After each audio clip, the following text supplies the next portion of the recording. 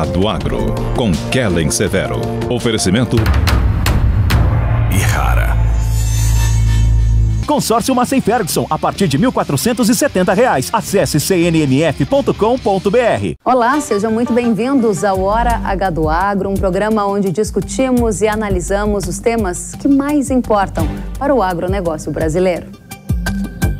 Petróleo acumula alta de 11% no mercado internacional no mês. A defasagem no preço de combustíveis cresce no Brasil. E a Abicom revela que janela de importação do diesel e da gasolina está fechada há 70 dias. Será que há risco de faltar combustível no Brasil? A gente vai analisar o tema nesta edição. Um novo capítulo na guerra entre Rússia e Ucrânia soma perdas em infraestrutura portuárias. Como vai ficar a geopolítica dos fertilizantes a partir de agora? A gente vai tratar disso em profundidade na edição de hoje e mais. O Parlamento de Israel aprova a lei que restringe poderes da Suprema Corte. Controle do governo ou o fim de ativismo do judiciário? Nós vamos analisar este tema e entender como ele se correlaciona com o Brasil. Na Argentina, o governo cria dólar agro e tenta estimular exportações agrícolas. Será que a nova intervenção do governo vai dar certo? A gente vai tratar disso e muito mais a partir de agora. O Hora H do Agro já está no ar. O petróleo já acumula alta de 11% no mercado internacional agora em julho. O contrato futuro do petróleo Brent para outubro saiu de $74,99 o barril no início do mês para $83,40 no fim desta semana. Com a alta no preço do petróleo no mercado internacional, aumentou a defasagem em relação aos preços de combustíveis praticados no Brasil. Segundo a Abicom, que é a Associação Brasileira dos Importadores de Combustíveis, até a quarta-feira havia uma defasagem média de 16% no preço do óleo diesel e de 19% para a gasolina. Na quarta-feira, o preço do óleo diesel no mercado doméstico estava 56 centavos por litro mais baixo do que a paridade de importação. No caso da gasolina, a diferença era de 60 centavos por litro, de acordo com as informações da Abicom. E no site da associação há uma explicação que diz que, por conta dessa diferença de preços, a janela de importação do óleo diesel e da gasolina está fechada, em média, há 70 dias, como vocês veem nesta nota que está publicada no site da associação. É hora, então, de entendermos se, com essa defasagem entre o preço doméstico e o internacional depois das altas do petróleo, há um risco de desabastecimento, há um risco de alguma falta de combustível? E o que significa essa janela de importação fechada há 70 dias que chama a atenção à Abicom? Vamos saber agora com o consultor de gerenciamento de risco da StoneX, Tiago Vetter. Tiago, seja muito bem-vindo ao Hora H do Agro. Muito obrigado pelo convite, saudações Kellen e saudações também aos espectadores. Muito obrigada pela sua presença. Vou começar te perguntando, vamos lá, a Abicom afirmou que a janela de importação está fechada há 70 dias. Isso quer dizer que a defasagem entre o mercado doméstico e internacional aumentou a ponto de não valer a pena importar, Tiago? O que está acontecendo? Bom, eu acho importante a gente relembrar um pouco desse histórico. A Petrobras realizou um reajuste em seus preços em linha com os preços internacionais, ou seja, com a paridade de importação, vigente a partir de 17 de maio. Para o diesel, produto que tem maior importância para o agricultor brasileiro, desde esse reajuste, que foi de 44 centavos, o mercado internacional teve oscilações e os preços da Petrobras ficaram na média em linha com os preços disponíveis para importação a partir das origens mais convencionais, até o final de junho, com uma defasagem média de 8 centavos, ou seja, uma defasagem pequena. No entanto, havia uma ampla oferta de produtos de origem russa, com preços mais competitivos, Kellen. Na nossa avaliação, o produto russo encontrava-se nesse mesmo período cerca de 20 centavos mais barato do que o oferecido pela Petrobras. Então, em relação à janela de importação estar fechada, por exemplo, para o diesel, a gente vê que existiam fontes de produto mais baratas e que chegaram ao mercado nacional. O que nós vimos nesse ano, foi uma importação de diesel russo crescer de forma bastante expressiva. Inclusive, esse diesel russo se tornou a maior fonte de importação no Brasil, em 2023. é importante lembrar que mais de 25% do diesel A vendido no Brasil é importado, dado que não existe refino suficiente para suprir a demanda. Agora, essa foi a história até o final de junho. Depois disso, a diminuição de disponibilidade de produto da OPEP e também um maior otimismo de consumo do Ocidente, né, e na Ásia, levou a uma alta de preço do petróleo e derivados. Isso a gente viu, né, como reflexo do Brent ultrapassando a marca de $80 por barril. Então, nesse cenário, avaliamos que a partir da segunda semana de julho, a gente tem um cenário que não existe mais nenhuma fonte de importação competitiva com os preços praticados pela Petrobras. Ou seja, a Petrobras está mais barata do que todas as opções de produto importado. Mas chegando na sua pergunta finalmente, tá? Vale a pena importar ou não vale a pena importar? O mercado tem muito mais clareza na importação de diesel ou mesmo gasolina quando os preços da Petrobras estão em linha com o PPI, né, com preço de paridade de importação. Ou seja, as empresas têm segurança de estar trazendo um volume competitivo para venda no Brasil. E isso favorece o fluxo de importação. Mas aí, nesse ponto, é importante lembrar que existem dois perfis de importadores no Brasil.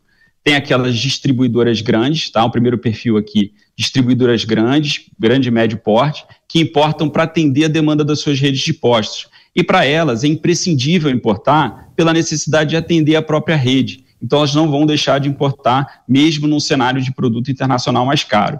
E, em segundo lugar, tem empresas importadoras que importam para atender uma demanda residual do mercado. Por exemplo, distribuidoras menores, que não fazem importação por conta própria.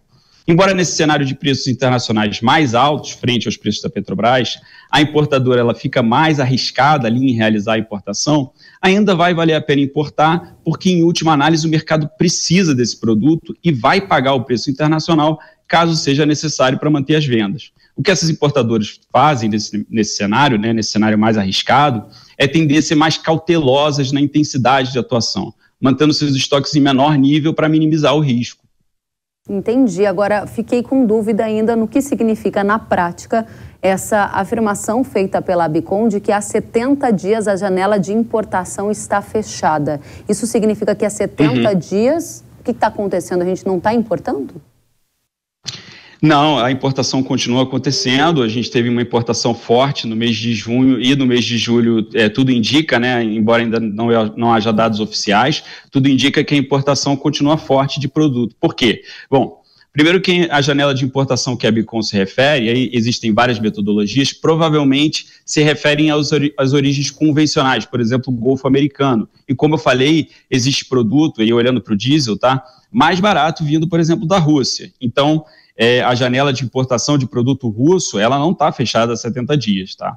E, em segundo lugar, mesmo no cenário de preço mais alto, a gente vai ter importação. Então, essa afirmação da Abicom, ela se refere à metodologia deles, com certeza, tá? Para avaliar preços brasileiros e internacionais, mas o nosso ponto existiu uma janela maior ainda, né, ou mais longa ainda de importação de produto russo viável e, nesse momento, embora esteja fechado, a gente continua acreditando que vai acontecer essa importação. Inclusive, o line-up, ou seja, aquilo que se monitora de chegada de diesel para o mês de julho aqui, nessa teoria, né, um mês que a janela estaria fechada, é de mais de 1 milhão de metros cúbicos, ou seja, o diesel continua chegando, mesmo com o mercado internacional mais caro. Até quando é minha pergunta? Porque entendo o que você está nos dizendo, mas também tenho memórias de épocas em que a gente tinha um controle de preço, ou seja, havia preços mais baratos aqui dentro do que no internacional. E a gente teve sérios pedidos para a Petrobras. Também tenho memória do que aconteceu recentemente na Argentina, quando na Argentina o governo controlava o preço do combustível e isso favoreceu importadores a abandonarem parte dessa importação. Em alguns momentos houve risco de desabastecimento. Por que você está otimista em relação à continuidade das importações, mesmo que haja essa diferença de 60 centavos, se eu não estou enganada, em relação ao que está sendo praticado no Brasil e o mercado internacional? Tiago, me explica, por favor. Vamos, em relação aos números, né, falou dos 60 centavos. A nossa estimativa nesse momento é que a defasagem seja de 66 centavos por litro, né, para o diesel e 38 centavos por litro para a gasolina em média. Em relação ao meu otimismo, né? O mercado brasileiro ele é dependente de importações. Então, as distribuidoras, num cenário de produto importado caro, elas vão optar entre manter o abastecimento aos seus clientes ou minimizar seus volumes e maximizar as margens, tá?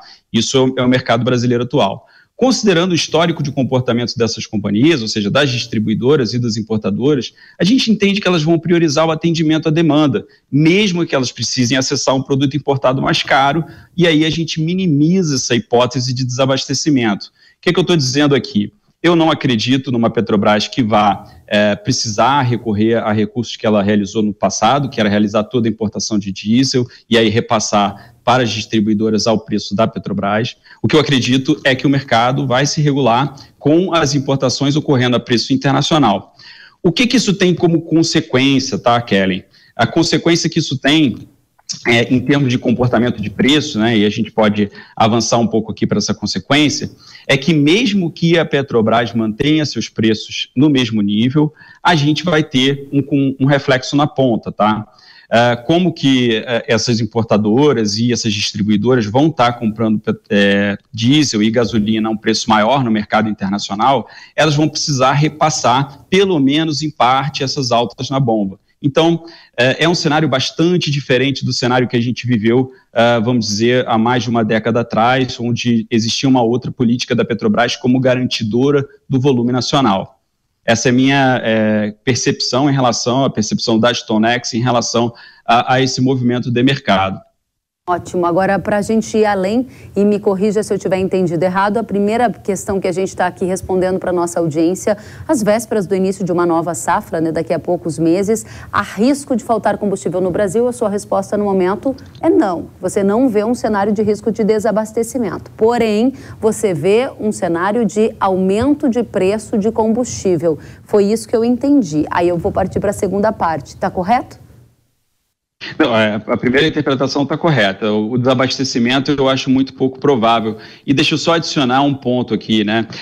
A Petrobras, embora ela não tenha mais essa missão de garantidora de suprimento, a gente sabe que ela também é atenta a questões de desabastecimento. Então, eventualmente, se a gente estivesse andando para um cenário de desabastecimento, olhando para frente, eu tenho certeza que ela agiria em relação a isso e aí faria uma mudança na sua política de preço, ou melhor, nos seus preços, não na política necessariamente, mas nos seus preços vigentes para prevenir, esse cenário de desabastecimento. Mas pode seguir para a segunda pergunta. Imagina, então a primeira parte é que não há risco, né, na sua avaliação, nesse momento, ou um risco muito baixo de desabastecimento. O ponto seguinte o preço vai subir, porque você apontou para a gente que a StoneX está apontando 66 centavos de defasagem no óleo diesel, ou seja, trocando em miúdos, o diesel precisaria subir 66 centavos. Isso num cenário em que a gente tinha a política de paridade internacional, que não existe mais, né, Thiago?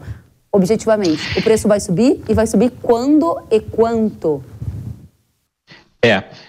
Bom, em relação à Petrobras, só para lembrar, né, você falou que não existe mais o PPI. A estratégia de comercialização da Petrobras, que ela divulgou, é que ela pode usar ou o custo alternativo do cliente, que aí a gente entende realmente ser o PPI, ou um segundo critério, que é o valor marginal para a Petrobras. Aí, considerando essa nova estratégia, ela tem possibilidade de aumentar preço ou manter preço, né? Não existe certeza em relação ao movimento que ela vai fazer. E aí, a segunda pergunta que você faz, quanto que vai subir e quando? Bom, a gente pode falar um pouco sobre projeção, né? É muito difícil de a gente ser assertivo em relação a como é que isso vai se comportar. A gente vê um segundo semestre que continua pressionado, tá? Como eu tinha falado antes, pressionado pelo quê? Um cenário onde o petróleo permanece acima dos $80 por barril e as margens de refino, vamos colocar assim, as diferenças entre os derivados, né, de petróleo e o próprio preço do petróleo também continuam pressionados. Então, os preços que a gente está vendo hoje, os patamares de preço que a gente está vendo hoje no mercado internacional, devem se manter, pelo menos em alguma proporção, durante esse ano. Uma parte dessa alta deve ser repassada pelas distribuidoras, pelo menos, né, como elas estão acessando o produto importado, para o consumidor. Agora, chegar numa conta de quanto e quando é difícil da gente conseguir ser assertivo, tá? O que eu imagino, e dado que a gente está falando aqui de importações, é que essas altas podem ser percebidas a partir de agosto, dado que os produtos que estão sendo importados agora vão chegar nos portos em agosto, e a intensidade ela vai depender muito de como que vão trabalhar as distribuidoras que estão recebendo esse produto. Depende bastante de quanto que eles vão sacrificar de margem em detrimento ali dos custos que eles estão tendo aumentados. Tiago Vetter, muito obrigada pela sua análise e explicações. Tenho certeza que a nossa audiência agora está muito mais bem preparada para lidar também com essa gestão de risco associada a preço de combustíveis. Obrigada pela sua presença e volte sempre ao Hora H do Agro. Eu que agradeço, Kelly, e a todos os espectadores. Até a próxima. O Parlamento de Israel aprovou nesta semana uma lei que pretende limitar os poderes da Suprema Corte do país. Essa nova legislação remove uma das ferramentas que a Corte tem para anular as decisões do governo e de ministros, a do princípio da razoabilidade. Essa emenda ela foi aprovada por 64 votos a 0, depois que parlamentares da oposição abandonaram a sessão em protesto. Ela faz parte de mudanças judiciais mais amplas anunciadas em janeiro. O governo diz que é necessário para recuar contra o que descreve como um exagero de uma Suprema Corte que teria se tornado politicamente intervencionista demais. Enquanto isso, o líder da oposição israelense anunciou que iria recorrer ao Supremo Tribunal contra a lei aprovada. As mudanças planejadas causaram meses de protestos em todo o país. No dia em que essa lei foi aprovada pelo Parlamento de Israel, a população foi às ruas também protestar. Assunto para a gente tratar a partir de agora com Renan Ramalho, jornalista da Gazeta do Povo, que é muito atento a estes temas e está conosco aqui no Hora H do Agro hoje. Seja muito bem-vindo, Renan. Obrigado, Kellen. Sempre um prazer. Da mesma forma. A primeira pergunta é por que o Brasil tem que olhar com atenção, ou deve olhar com atenção, para esse movimento que está ocorrendo lá em Israel, hein?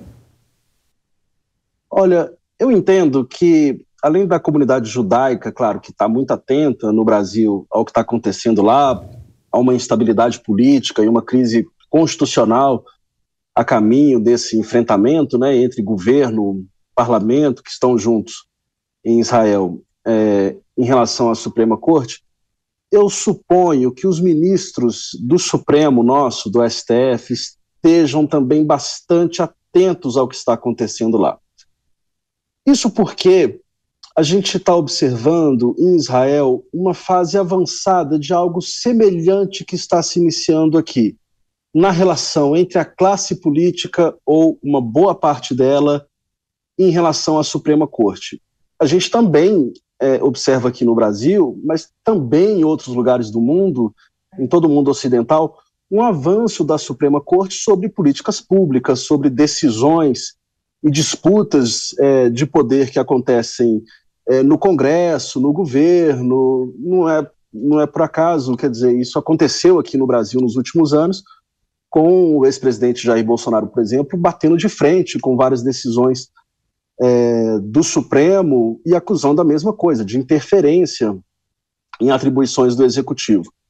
Esse incômodo existe também no Congresso brasileiro, e é por isso que muitas vezes, quando o Supremo toma decisões, principalmente relacionadas a questões morais, a pautas de costumes, por exemplo, parte do Congresso se incomoda muito.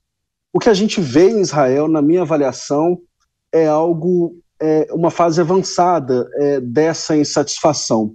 E a diferença é que lá a direita, incomodada muito com esse ativismo do judicial da Suprema Corte de Israel, conquistou a maioria do parlamento.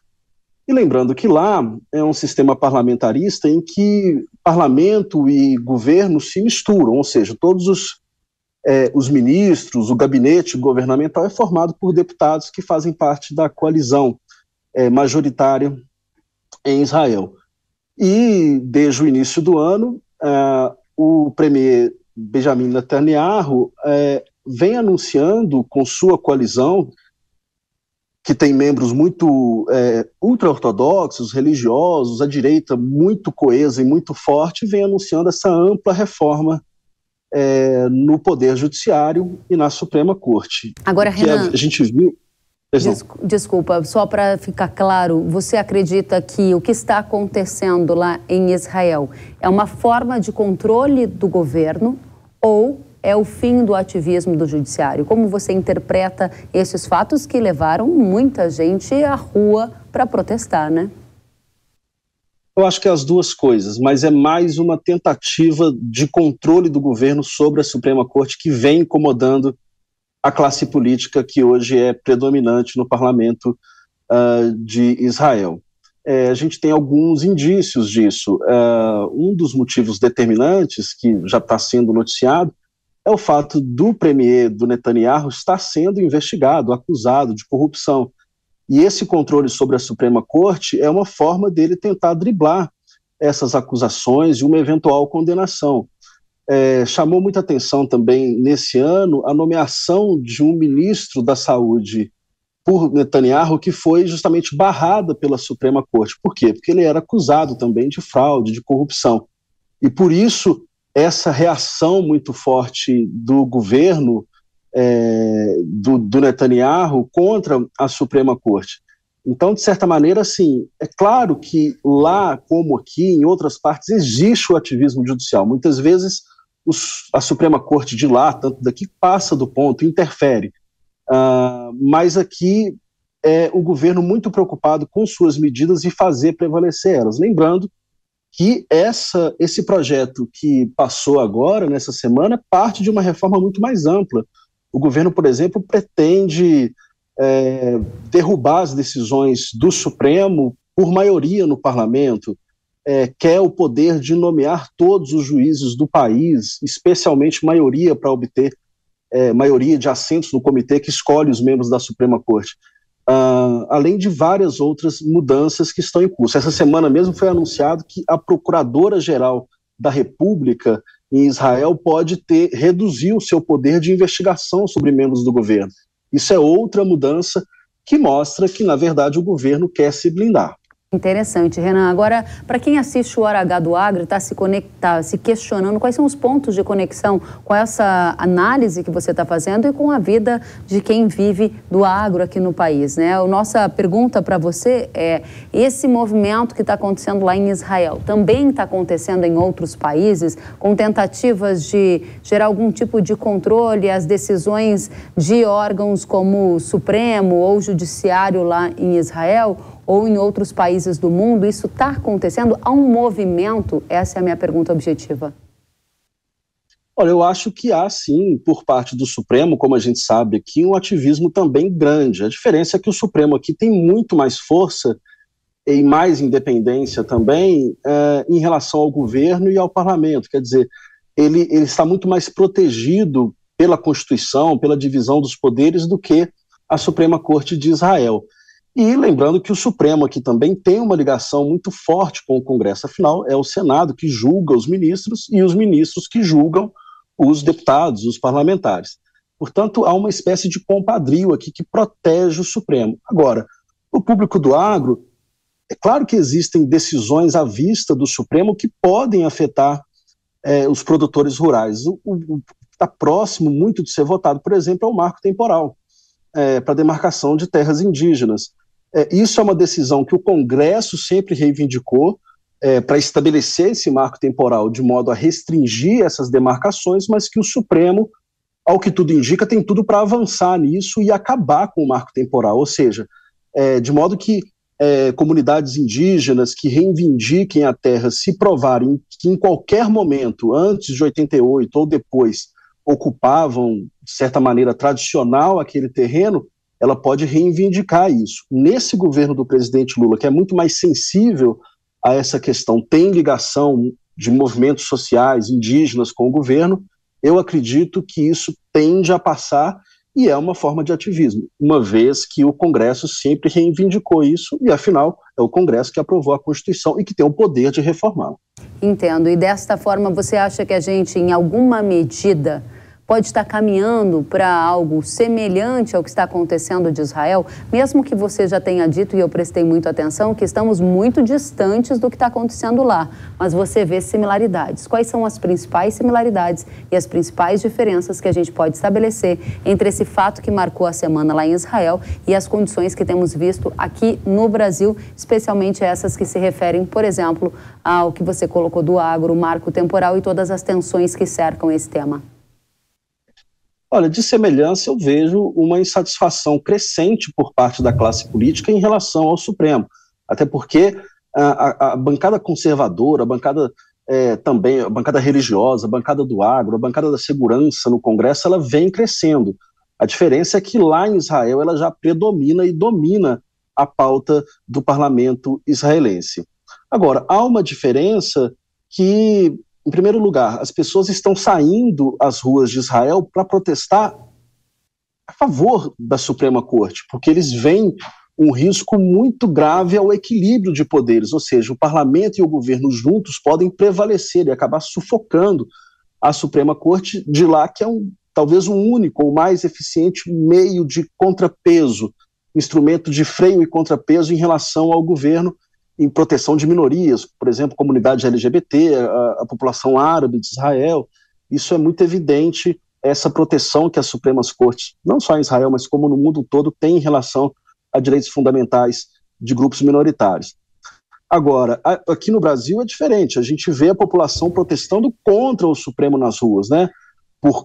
Muita da população mais conservadora, de direita, vê o Supremo avançar sobre pautas morais.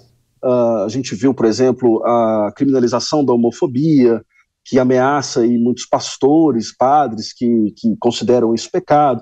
A gente viu a legalização do casamento entre pessoas do mesmo sexo, isso afeta também a população conservadora, e a gente tem, proximamente, além do marco temporal para demarcação de terras indígenas, a gente está à vista, talvez nesse ano ainda, e semana que vem, aliás, um julgamento para descriminalizar o porte de drogas para consumo pessoal. Quer dizer, decisão que, a rigor, poderia ser do Congresso. O Congresso legislou e definiu isso como crime. O Supremo quer tirar a pena sobre o consumo de drogas. A legalização do aborto também está próximo de ser pautado no Supremo pela ministra Rosa Weber, que é presidente que está de saída. Muito se diz aqui em Brasília que ela quer pautar isso ainda esse ano, antes de sair.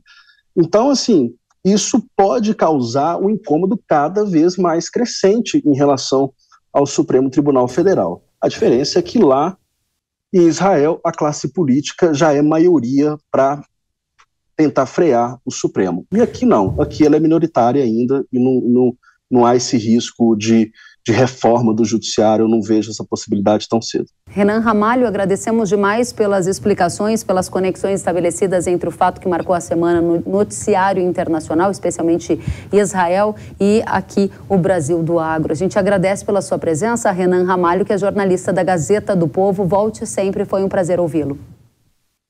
Prazer, Kellen. Muito obrigado a vocês. Até a próxima. E a gente vai agora para um rápido intervalo e na volta você vai ver que a Argentina criou um chamado dólar agro para tentar estimular as exportações agrícolas. Vamos detalhar tudo isso e mais a seguir. Eu espero você.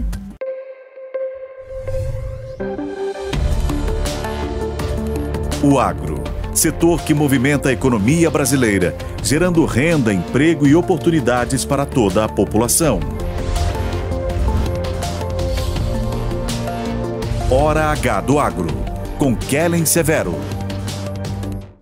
Precisando de uma nova máquina para aumentar a sua produtividade? Aqui no Consórcio Nacional Massey Ferguson lançamos o Grupo 377. Com ele vem vários benefícios exclusivos para você, como planos em até 10 anos para pagar, sem juros, sem taxa de adesão e parcelas reduzidas a partir de R$ 1.470. Aproveite e procure a rede de concessionárias Massey Ferguson. Quer saber mais? Acesse www.cnmf.com.br ou entre em contato pelo WhatsApp 11 9 3016 0316. Sabia que o Brasil é um dos maiores produtores de soja e milho no mundo? Esse mercado movimenta mais de 70 bilhões de dólares anualmente e tem muitas oportunidades. Com o curso de comercialização de soja e milho da NIL, você aprende a negociar preços em bolsas internacionais e proteger seu capital. O professor João Birkan tem mais de 60 anos de experiência e vai te ensinar como ganhar dinheiro no agronegócio. Garantir uma taxa melhor do dólar para daqui a 12 meses. Esse curso é ideal para você que quer trabalhar com trading de soja e milho no mercado financeiro e para você que é produtor e quer potencializar os lucros com sua safra. Ingresse no setor que mais cresce no Brasil. Acesse nilcursos.com.br e inscreva-se.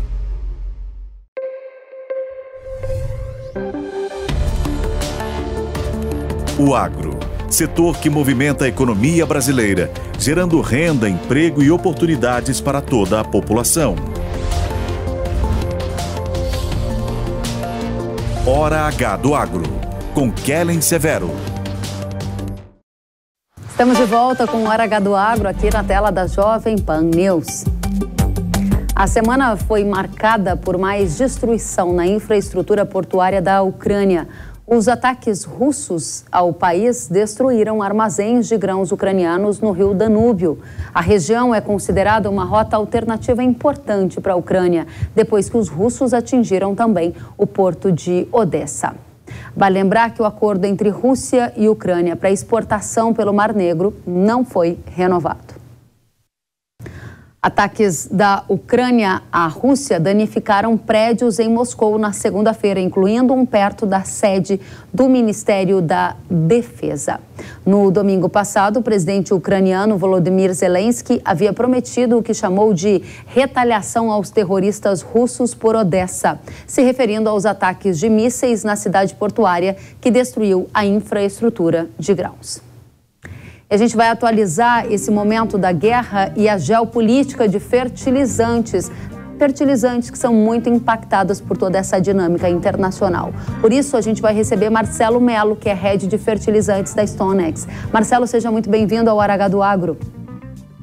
Muito obrigado, sempre um prazer estar aqui, Kelly. Da mesma forma, um prazer recebê-lo. Primeira questão que a gente gostaria de saber é se esse movimento da guerra envolvendo a Rússia, que é um dos principais fornecedores de fertilizantes para o Brasil, vai contagiar o mercado de adubos de alguma maneira. Qual é a sua visão?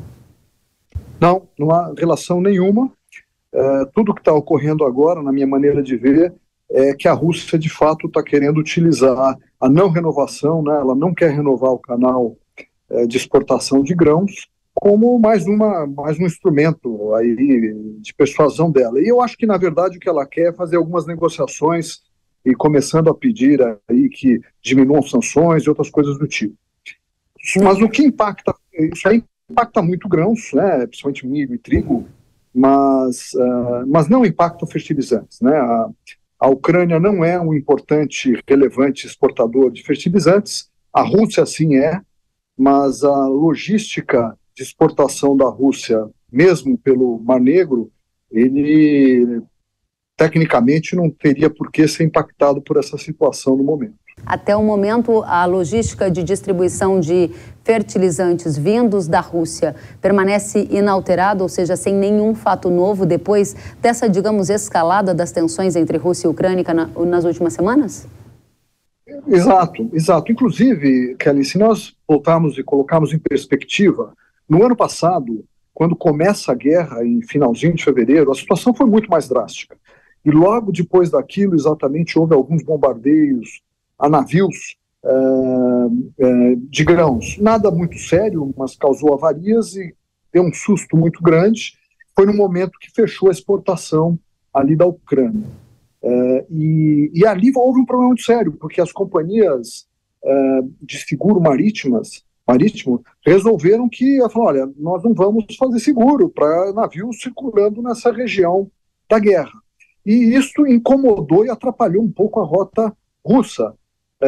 Mas, em seguida, e ali no primeiro 2 meses, né, então março, abril, nós não tínhamos muita certeza se isso estaria impactando muito seriamente ou não a rota, mas quando chegou em maio, junho, pelo volume de carga que nós vimos chegando, já ficava muito claro que se houve algum problema foi muito rápido. A Rússia também ajustou e passou a exportar mais carga pelo Mar Báltico, lá por cima, e também lá por baixo também a situação normalizou e não foi problema. Eu não vejo o momento atual como mais crítico do que foi o início da guerra. Então, interessante, Marcelo, essa sua leitura. E aí eu pego um gancho do que você acaba de falar para te perguntar em relação aos riscos logísticos hoje. Você citou, né, toda essa questão envolvendo o seguro marítimo, risco de percorrer aquela região. Há alguma mudança em frete marítimo no momento? É algo para a gente prestar atenção que pode gerar efeitos colaterais para o agro do Brasil? Nesse momento, não. Ainda há pouco vi um relatório de custo de frete da região, da Rússia para cá, está tudo sob controle. Valores baixos, situação totalmente sob controle, nenhum problema. Que ótimo. Então, a geopolítica dos fertilizantes no presente momento dá sinais de tranquilidade, não é um fator altista para o mercado, pelo menos olhando para a Rússia, é isso que eu compreendo do que você nos disse, correto?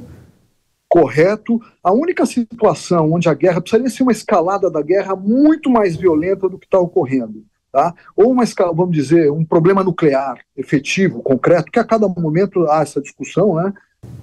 Ou, eventualmente, uma entrada da guerra no território russo, que tem acontecido, mas tem acontecido de modo razoavelmente light, né? Mas vamos supor, se houvesse um bombardeio nas rotas logísticas, nas estradas, para escoamento de grãos, nas plantas de produção de grãos não, para escoamento de fertilizantes, nas plantas de produção de fertilizantes, isso poderia ser muito sério, tá?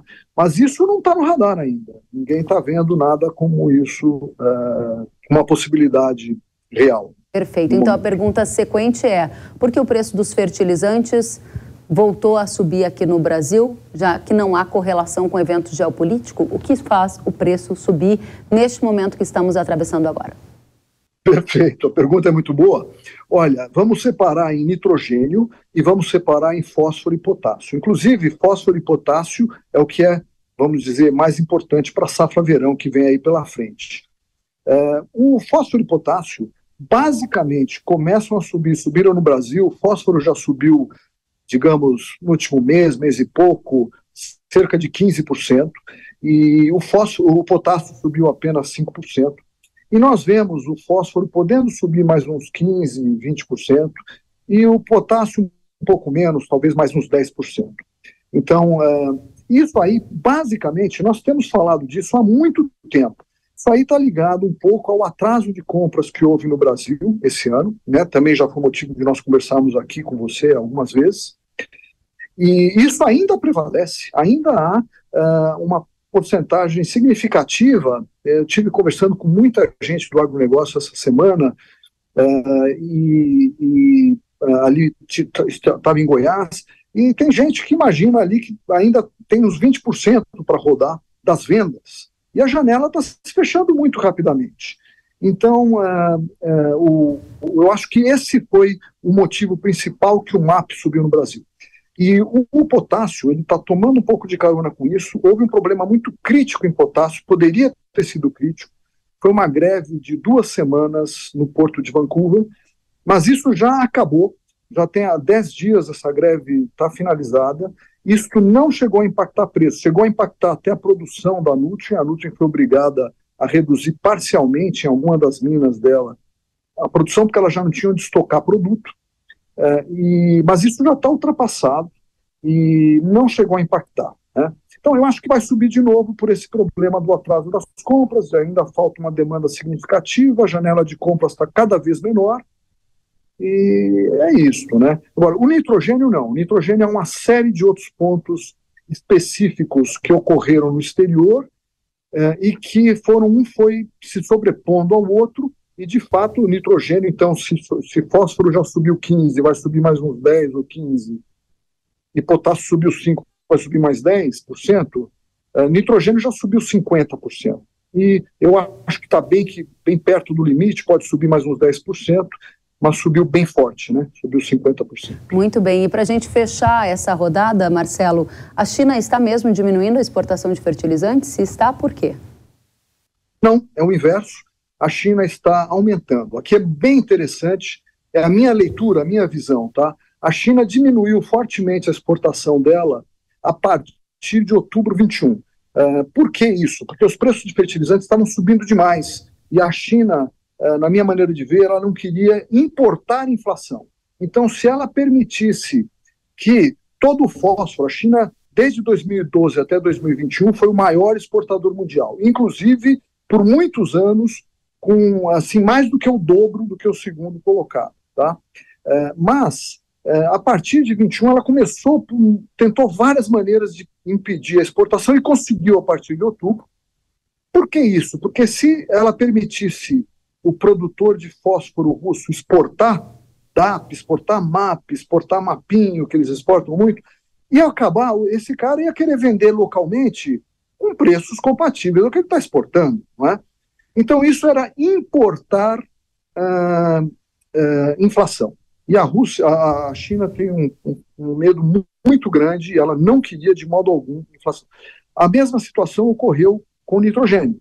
Ela não é um exportador tão relevante, ela é importante em determinados momentos, mas ela também reduziu enormemente. Agora, isso tudo ocorreu a partir agora deste ano, principalmente a partir de maio, a China liberou as exportações. Então, o potássio, já estamos exportando, agora no mês de junho, foi exportado 1 milhão de toneladas, que foi 35% a mais do que exportou em maio, é o dobro do que exportou em abril, tá? E esse número vai tender a subir. A mesma coisa em nitrogênio, com um pouco menos de intensidade. Perfeito. Então, a gente tem aqui um panorama completo, desde a análise da geopolítica até exportações de China, passando também pelo incremento de demanda às vésperas do início de uma nova safra aqui no Brasil, que estava com as compras atrasadas, né, de adubo, e a gente está vendo esse movimento acontecer. Marcelo, quero te agradecer demais. Marcelo Melo, Head Fertilizantes da StoneX, o espaço está aberto para você voltar sempre. Eu que agradeço, estou à disposição. Obrigada, Marcelo. Até a próxima. E a Argentina criou nesta semana mais uma taxa de câmbio para tentar incentivar as exportações e conseguir aumentar a entrada de dólares no país. A criação dessa nova taxa faz parte de um pacote de medidas para permitir que os argentinos fechem acordo com o Fundo Monetário Internacional. Depois do dólar soja, que já foi criado por 3 vezes, e diversos outros, como dólar Coldplay, dólar Qatar, agora o governo de Alberto Fernandes criou o dólar agro. Segundo o jornal argentino Clarín, o programa já contemplava culturas da economia regional, como grãos de cevada e girassol. E só com as exportações de milho, o país pode ter a entrada de 3,3 bilhões de dólares. Em nota, a Federação Agrária Argentina disse que o dólar agro gera distorção e desequilíbrio. Afirmou ainda que os produtores de lácteos, ovos e de carnes terão seus custos de produção afetados.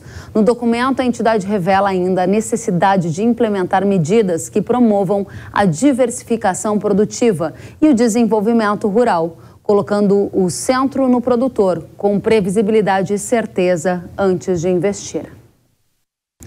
Além da criação dessas taxas cambiais, vai lembrar que o governo argentino já criou uma série de medidas de intervenção ao longo dos anos. A gente resgatou algumas imagens de jornais, entre elas a proibição das exportações. Veja, a Argentina suspende a exportação de carne bovina para forçar queda no preço. A gente está relembrando aqui. Tem mais notícias mostrando a forma de agir do governo da Argentina em relação à agropecuária. Vamos à próxima. Uma matéria que também aponta a Argentina oficializando o aumento de retenções para óleo e farelo de soja, ou seja, aquelas taxas para exportações, chamadas retenções. E vamos adiante, porque tem mais um exemplo de ações do governo da Argentina interferindo no agro de lá. Olha só.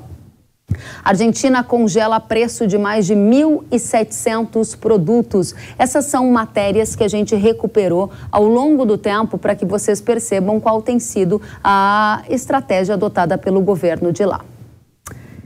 E a gente segue em frente porque, a pedido do Hora H do Agro, a consultoria agrícola Agrifato revelou o quanto as exportações de carne bovina da Argentina foram impactadas no período de 2006 a 2015, época em que o governo de lá proibiu os embarques do produto. Veja só, veja que nesse período de proibição, menos de 15% da produção nacional foi exportada. Aí, a partir de 2015, quando a proibição das exportações caiu, os embarques voltaram a aumentar. A consequência dessa proibição das exportações foi um desestímulo aos pecuaristas, o que gerou uma queda na produção de carne bovina da Argentina. Veja a redução a partir de 2010 no gráfico para quem acompanha pela televisão. Houve também uma diminuição da participação da Argentina nas exportações globais. É possível observar que chegou a atingir 8% e depois caiu para 2%. Esses são dados da Agrifato que mostram essa situação. Segundo a companhia, atualmente alguns cortes bovinos ainda estão proibidos de serem exportados na Argentina. Mas como são pontuais, o setor pecuário de lá tem se recuperado aos poucos. A gente vai analisar a situação da economia argentina e entender o que não deve ser feito como intervenções no agro, porque aqui no Brasil a gente acompanha com atenção os outros participantes desse mercado global. Para isso a gente vai conversar com um comentarista da Jovem Pan, o Gustavo Segré. Gustavo, seja muito bem-vindo ao Hora H do Agro. Muito obrigado, um prazer estar aqui contigo e com a nossa querida audiência. Muito obrigada para a gente também, Gustavo. E a primeira pergunta que eu te faço é, por que na sua opinião a Argentina pode ensinar o que não fazer no agro? Essas intervenções do governo, elas têm afetado negativamente o setor agro por lá e também a economia do país, na sua avaliação? Sem dúvida nenhuma. E podemos começar com aquela manifestação que você mostrou em relação à perda de exportações até 2015. A partir de 2015 é quando ingressa no governo Macri, que tenta buscar uma normalização daquele intervencionismo do Estado que tinha proposto a presidente Cristina Fernández de Kirchner na época. Agora o governo volta a ser, desde 3 anos e pouco até agora, do populismo de esquerda. O presidente Alberto Fernandes, um pós-eleitoral da Cristina Fernández, que ocupa a vice-presidência, volta com a mesma temática. E essa mesma fórmula que deu muito errado no passado, volta a dar errado agora. Hoje a Argentina tem vários tipos de câmbio. O oficial está em 285 pesos, mas você, eu, nenhum argentino consegue comprar dólares a esse valor. E no caso da moeda na cotação paralela ou livre, como é falada na Argentina, supera os 500 pesos. Como se isso fosse pouco, temos uma problemática que as exportações que já estão com um dólar muito mais baixo, têm que pagar retenções às exportações. Então a competitividade de um produto que era fundamental, essencial, e que no passado a Argentina era considerado o graneiro do mundo, desestimula investimentos, desestimula exportações e faz perder muito dinheiro para o país e para os produtores. E agora tenta trazer algum dinheiro de recursos de exportação colocando um dólar agro, que é um dólar artificial, está entre 300 e 340 pesos, mas que continua pagando retenções. Então o intervencionismo do Estado prova que não funciona e nunca vai funcionar quando o Estado, o governo, intervém nessa situação de colocar um dólar artificialmente barato e uma retenção que penaliza o exportador. É interessante a sua análise, Gustavo, e eu pergunto, quais as lições que o Brasil deve aprender com o vizinho que vive dias complicados na economia? Muito complicados, porque além do mais não entram dólares, a Argentina precisa de dólares para honrar os seus compromissos, não está sendo possível, por exemplo, pagar os fretes. A logística de exportação da Argentina e da importação deve estar a cargo por quem importa, quando é uma exportação argentina, e por quem exporta, quando é uma importação argentina. Isso porque não tem dólares. Então, apela a esse tipo de temática de dólares criados artificialmente também para não liberar o câmbio como deveria e colocá-lo no valor, no patamar que o mercado da livre oferta e procura determina. A lição é muito simples, não intervir o mercado por parte do governo. Somente com essa frase, o Brasil pode evitar sérias dificuldades no futuro, porque uma vez que entrou nessa temática é muito complicado sair. E de fato, quando o presidente Macri ingressou, eu lembro na época o dólar oficial estava 9 pesos, o dólar paralelo estava 16. Na liberação do câmbio ele se colocou em 13, mas quem queria comprar, comprava, e isso favorecia a que o exportador tivesse um dólar mais real, mais do mercado. mesmo pagando retenções. Hoje voltou a mesma fórmula do passado, que todo mundo sabe está errada.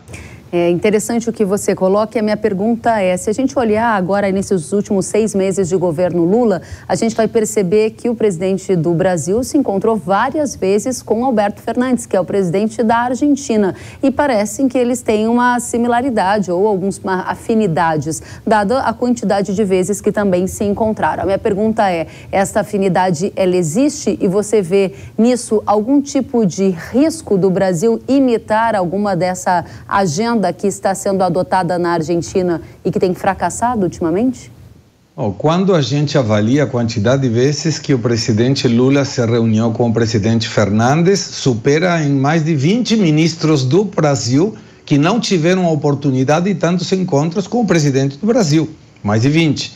Mas esses encontros eram para que a Argentina pedisse dinheiro, ajuda financeira para o Brasil. Não era uma questão de trocar figurinhas pelos erros ou para pedir conselhos, era pedir recursos. Recursos que o Brasil está se mostrando muito educado, mas não vai liberar. Para o gasoduto Néstor Kirchner, para financiar as exportações brasileiras, que tem hoje superávit comercial com a Argentina, e para tentar obter recursos para poder pagar os compromissos, por exemplo, com o FMI. Então não vejo risco nenhum de que o Brasil entre nessa temática, até porque mesmo que o Brasil pudesse pegar algumas das fórmulas argentinas, nenhuma delas deu resultado como para que o Brasil, com os indicadores econômicos que tem, possa supor sequer em imitá-las. E o presidente Lula sabe que a economia argentina está em um problema muito sério e por isso fica receoso até de ajudar alguém que ideologicamente está muito próximo, como o governo de Fernandes e Fernandes. O que você espera da próxima eleição da Argentina, que vai ocorrer nos próximos meses? Nós temos agora eleições primárias em agosto e as eleições presidenciais definitivas em outubro. O que mostram as pesquisas e o que mostra a lógica, que não necessariamente é uma lógica eleitoral, é que o governo hoje, o populismo do Fernandes, deverá perder. O curioso é que em qualquer país sério do mundo, o ministro da Economia que entrega a economia com inflação de próxima a 150%, com mais de 50% de pobreza e com um mercado financeiro detonado, seria ejetado do cargo. Na Argentina, ele será o candidato a presidente. E o pior, com uma taxa de imagem de votos possíveis perto de 30%. E aí você fala, mas como é possível? Como é possível? São coisas que não têm explicação. Muitas vezes aí é aquela velha narrativa que o presidente Lula tantas vezes fala, né? De gerar um medo naqueles eleitores que hoje têm uma ajuda social. Mais de 50% da população argentina hoje recebe alguma ajuda social do Estado. E esse discurso de, se você votar a outra opção, você vai perder essa ajuda social. Então, mesmo numa situação muito complicada e de extrema pobreza, essas pessoas continuam votando a mesma possibilidade eleitoral. Então, imaginamos que não vai ser dessa vez que o governo da Cristina e do Alberto Fernandes vai perder, não sabemos por que margem, e aí a dúvida será quem será o candidato da oposição, hoje entre dois candidatos, Horácio Rodríguez Larreta, atual prefeito da cidade de Buenos Aires, e a Patrícia Bullrich, que foi ministra de Segurança do governo de Macri. E mais à direita, o Javier Milei, que hoje está com 16, 15% das preferências eleitorais, uma pessoa que vem de fora da política, atual deputado, mas que não tem estrutura nacional, pelo menos por enquanto. Muito bem. Para encerrarmos a nossa manchete no ar está a Argentina dá exemplo do que não fazer no agro. O que você diria para a nossa audiência sobre isso? Que a gente tem que aprender, me refiro ao Brasil, tem que aprender dos erros, não somente cometidos pela Argentina, também pela Venezuela, todos os países que defendem esse programa econômico do socialismo, em que se prevalece a igualdade social, desde que seja todo mundo pobre, menos a dirigência. E a dúvida é como quem vota esse projeto não se toca que está sendo utilizado. Então a manchete está perfeita, Kellen. O que não deve ser feito está do outro lado da fronteira, Argentina. Gustavo Segré, muito obrigada pela sua presença no Hora H do Agro. Foi um prazer recebê-lo, comentarista da Jovem Pan News. Fica o convite para você voltar mais vezes. Muito obrigado. Até mais. Até a próxima. Tchau, tchau. E nesta semana, a cooperativa agrícola Cevale de Palotina, no oeste do Paraná, sofreu com uma série de explosões. Mas são explosões de grandes proporções em um silo da unidade de recebimento de grãos. Segundo a Secretaria de Agricultura do Estado, até a tarde da quinta-feira, 8 óbitos já haviam sido confirmados, 11 pessoas estavam hospitalizadas e uma desaparecida. A explosão ocorreu no interior do túnel de um dos silos da cooperativa e, na sequência, se estendeu a outros 3 túneis interligados. Os peritos da Polícia Científica estão na área e um inquérito foi aberto pela Polícia Civil para apurar as causas da explosão. Ficam aqui os nossos sinceros sentimentos a todos os envolvidos nessa tragédia lá no Paraná. E o Japão concordou com uma sugestão do Brasil para regionalizar a suspensão das compras de carne de frango. Uma comitiva integrada pelo ministro da Agricultura, Carlos Fávaro, secretários e entidades do agro, está no país oriental. Vai lembrar que o Japão havia embargado os estados de Santa Catarina e Espírito Santo depois que registraram um caso de gripe aviária em aves de subsistência. De acordo com o Ministério da Agricultura, haverá um ajuste no protocolo japonês para que a restrição passe a ser no âmbito municipal. Desta forma, as restrições de exportação dos 2 estados brasileiros ficam limitadas apenas ao município onde houver detecção de focos da gripe aviária. A suspensão dura até o cumprimento do protocolo sanitário para que o mercado seja reaberto. No caso de Santa Catarina, que é o segundo maior exportador de frango do país, o foco em ave de subsistência foi detectado no município de Maracajá, próximo ao litoral. E, de acordo com o secretário de Defesa Agropecuária, Carlos Goulart, já foi encerrado. No entanto, o protocolo japonês prevê que se aguardem 28 dias para enviar um relatório para análise da autoridade sanitária de lá para que as compras do país sejam retomadas. E no dia 28 de julho é comemorado o Dia do Agricultor, por isso toda a equipe do Hora H do Agro saúda agricultores e agricultoras pelo incansável trabalho que realizam. Nas imagens, para quem nos vê pela TV, estão alguns agricultores que estiveram conosco em reportagens especiais, revelando as histórias de norte a sul do país e que me acolheram muito bem na minha passada pelas casas e propriedades de cada um deles. São histórias inspiradoras, histórias de fé, de trabalho, de pioneirismo e superação. Parabéns a vocês, agricultores e agricultoras, pelo dia 28 de julho. E agora eu tenho um recado para você. Começou a temporada de caça das pragas que ameaçam a produtividade do tomate. Chaser é o inseticida da Yara que combate todas as fases da tuta absoluta, também conhecida como traça do tomateiro. O efeito ovicida e lagarticida de Chaser oferece um controle superior de alta eficácia. E este fator, aliado a um longo período de ação, promove maior proteção e qualidade para o tomate. Com alta compatibilidade, Chaser possibilita maior rendimento operacional e qualidade no tratamento. E ainda conta com baixa carência, com máxima proteção até a comercialização e segurança alimentar. Produtor de tomate, atinja o alvo em cheio e evite danos à produtividade com essa solução inovadora da Yara. Acesse yara.com.br ou aponte o celular para o QR Code na tela e saiba mais sobre Chaser. Muito bem, o Hora H do Agro fica por aqui. Até a próxima semana. Tchau!